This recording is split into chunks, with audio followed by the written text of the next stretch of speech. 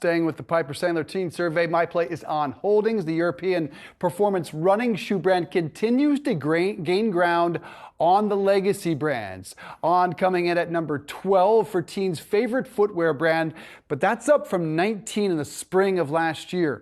On what was number 5 when it comes to upper income teens' favorite athletic footwear brand. And the Piper Sandler Survey suggests On is taking share away from Adidas, Brooks, and ASICS, those legacy companies. Shares of On, you can see, up more than 4.5%. Recently popped 20% on that Q4 earnings report when they told us sales were up 92%. Also in this report, Crocs, a very strong brand among teens, ranked 6th. And Crocs owned Hey Dude is at number 8. So they check in with 2 of the top 8, and both are up 25 basis points in the Piper survey. Of course, the king remains Nike. They dominate apparel and footwear, and increasing their market share after all these years. Nike shares continue to climb up almost 2%.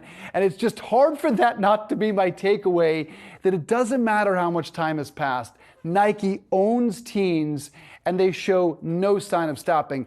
On is really a gainer. Never a competitor for Nike, but certainly a gainer. Yeah, certainly. I think the tremendous growth that we have seen in On is remarkable, especially in this economic environment right now. When we heard from the CEO after that last earnings call, he was saying they mostly did not have to discount their products. Compare that even to Nike, which did offer some promotions in its most recent quarter. The brand strength of On is certainly something incredible, and I think something that many of these players within the space need to take notice of. I'm sure they have taken notice of the success right there, because what they're doing with Roger Federer, with the name, they're doing everything. It's almost like a similar playbook to Nike several years ago. But Allie, with Federer, retired athlete, and the price point, I was surprised to see teens are on board with On. Bougie teens. And Crocs stood out to me too, because what a turnaround plan that company has undergone. Remember when people were just making fun of this company? They signed all those celebrities. They got on Post Malone.